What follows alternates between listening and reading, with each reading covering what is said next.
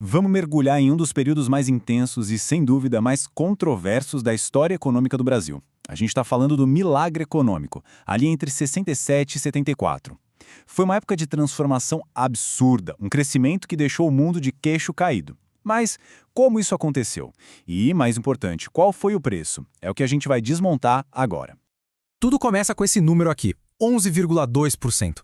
Parece só um número, né? Mas ele significa muita coisa. Essa foi a taxa média de crescimento do PIB brasileiro por ano entre 1968 e 1973. Para ter uma noção do que é isso, hoje em dia a maioria dos países sonha em chegar perto de um ritmo desses. E o Brasil conseguiu manter essa média por 6 anos seguidos. É algo realmente impressionante. Agora, o que torna esse número ainda mais maluco é quando a gente olha de onde a economia brasileira estava vindo. Um pouco antes do milagre, ali por 64, 65, a economia estava quase parada, sabe? Crescendo numa média de só 2,9%. E de repente, pá! Um salto para mais de 11%. Essa virada não aconteceu por acaso, não. Foi resultado de uma série de políticas muito bem planejadas. Vamos ver quais foram? Primeiro, a gente precisa entender o que foi o motor desse milagre. E a resposta começa dentro de casa, com o verdadeiro boom doméstico. Vamos ver como o governo da época arquitetou uma estratégia para aquecer a economia e criar uma demanda gigante aqui mesmo, no Brasil.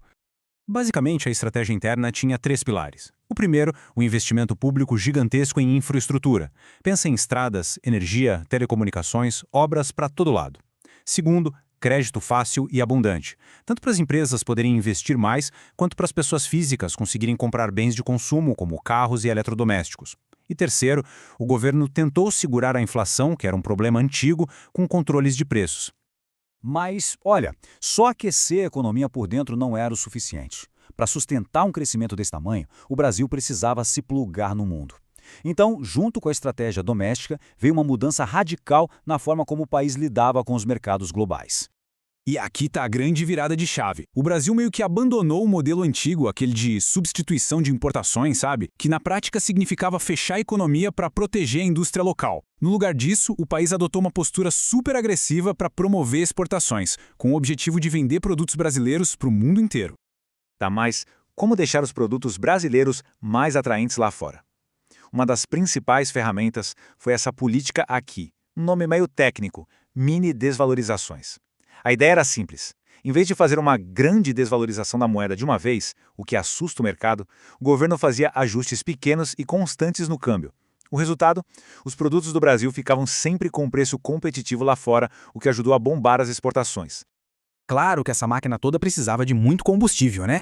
E boa parte desse combustível veio de fora. A dívida externa brasileira simplesmente explodiu. Saltou de uns 3 bilhões de dólares em 1966 para mais de 12 bilhões em 1963. Esse dinheiro todo que entrou ajudou a financiar a expansão, mas, ao mesmo tempo, foi criando uma vulnerabilidade enorme para o futuro. Até aqui, a gente viu a engrenagem por trás dos números incríveis. Parece uma história de sucesso, né? Mas toda essa narrativa tem um outro lado, um lado bem mais sombrio. Qual foi o verdadeiro custo social desse tal milagre econômico? E aqui a gente entra na parte dolorida, o preço do crescimento. O famoso "o bolo cresceu, mas não foi dividido".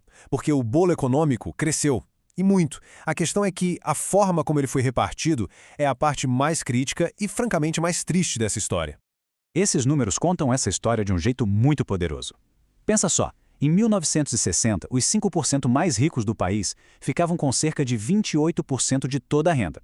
12 anos depois, no auge do milagre, essa fatia saltou para quase 40%. E na outra ponta, a metade mais pobre da população, que já tinha pouco, viu sua parte na renda nacional cair de 17,4% para apenas 11,3%. Ou seja, o crescimento não só não chegou para todo mundo, como, na verdade, concentrou a riqueza de uma forma brutal. E o que aconteceu com esse boom todo? Bom, como muitas festas que parecem boas demais para ser verdade, essa também teve um fim, e foi um fim bem abrupto. O período de crescimento alucinante não durou para sempre e a queda foi tão rápida quanto a subida. A linha do tempo é bem clara.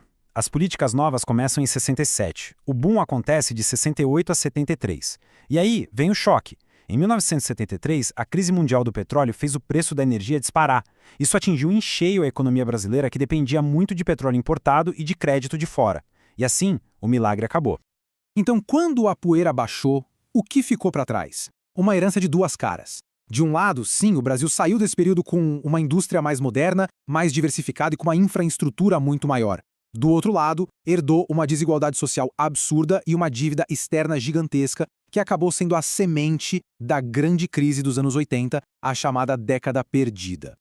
Isso tudo nos traz a pergunta final que fica ecoando até hoje. O milagre brasileiro foi um modelo a ser seguido? Uma prova de que é possível ter um crescimento espetacular com as políticas certas? Ou foi, na verdade, um conto de advertência?